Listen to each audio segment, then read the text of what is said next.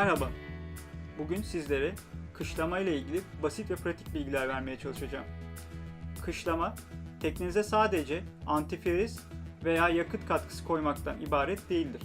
Kışlama, teknenizin cinsine, amacına ve coğrafyaya göre farklılıklar gösterir. Peki, teknenizin kışlamasını denizde mi yoksa karada mı yapmalısınız? Soğuk iklimlerde karada kışlama yapmak doğru bir tercihken, ılıman iklimlerde denizde kışlama yapmak tercih edilebilir. Karada kışlayan bir teknenin birinci avantajı deniz koşullarına, yani dalga ve sert akıntılardan zarar görmemesidir. İkinci avantajı ise karinasının kuru kalarak osmoz riskinin en aza indirilmiş olmasıdır. Karada kışlayan bir teknenin dezavantajı ise ani sıcaklık farklılıklarına maruz kalarak tekne birleşim yerlerinin açılmasıdır. Karada kışlama esnasında dikkat etmeniz gereken bazı hususlar vardır. Şimdi isterseniz bu hususlara kısaca değinelim. Eğer karada kışlama esnasında payandalama yöntemini kullanıyorsanız doğru payandalamanın yapıldığından emin olmalısınız. Eğer payandalama yöntemini kullanmıyorsanız bir beşik kullanıyorsunuzdur. Tekne beşiğinizin sizin tekneniz için doğru beşik olduğundan emin olmalısınız. Doğru payandalama veya doğru beşik kullanılmaması durumunda tekne gövdenizin yapısal hasar alacağını unutmamalısınız. Karada kışlamadan hemen sonra makine ve aksamlarının bakımlarının ve kışlamasının hemen yapılması büyük önem arz etmektedir. Peki teknenizi denizde kışlamaya karar verdiniz. Denizde kışlama esnasında nelere dikkat etmelisiniz? Şimdi bunlara kısaca değinelim. Öncelikli olarak teknenizin bağlı olduğu bölgedeki hakim rüzgarları öğrenin. Hakim rüzgar yönüne göre teknenizi iskelenin rüzgar altı tarafına bağlamaya gayret gösterin. Teknenizin iskele ve sancağında eğer varsa başka bir tekne veya tekneler, fırtına esnasında sizin teknenize zarar vermemesi için o teknenin emniyetle iskeleye bağlandığından emin olun. Tekneden ayrılmadan önce muhakkak teknenin denize iştirakli valflerinin kapalı konumda olduğunu görün. Ve ayrıca teknenizin fırtınalı havalarda daha korunaklı olması için yedek bağlama halatlarını da iskeleye bağlamayı unutmayın. İşe gövdeden başlayarak teknemizi adım adım nasıl koruyacağımıza şimdi bir bakalım. Eğer teknenizin kışlamasını karada yapmaya karar verdiyseniz teknenizi karaya alır almaz karina temizliğini muhakkak yaptırmalısınız.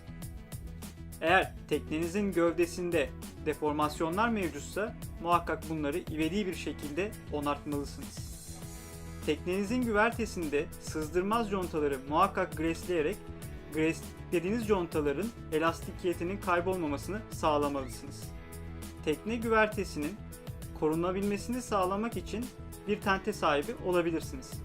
Tedarik edeceğiniz tente kumaşının muhakkak nefes alabilir bir kumaş olmasına özen göstermelisiniz.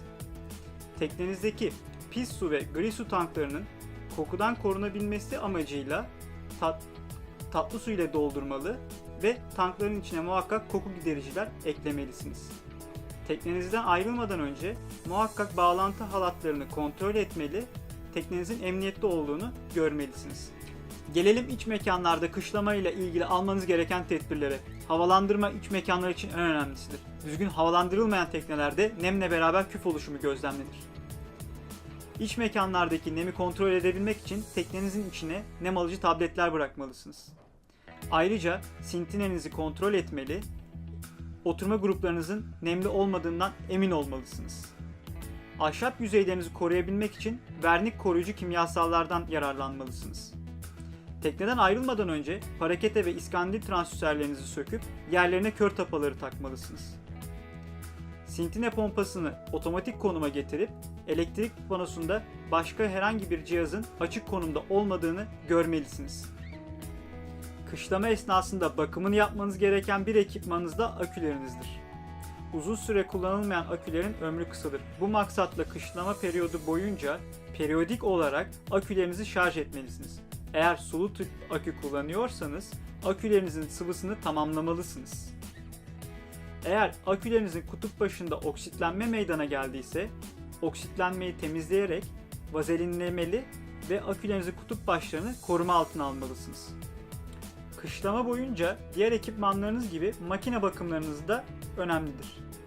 Kışlama periyodu başında makinenizin antifriz seviyesini kontrol etmeli, gerekiyorsa antifriz suyunu tamamlamalısınız. Kışlama periyodu uzun bir periyot olduğu için yakıt koruma kimyasallarından faydalanmanızı öneriyoruz. Ayrıca haftada bir defa 15 dakika süre boyunca makinenizi çalıştırmalı ve diğer makine bağlantılarını kontrol etmelisiniz.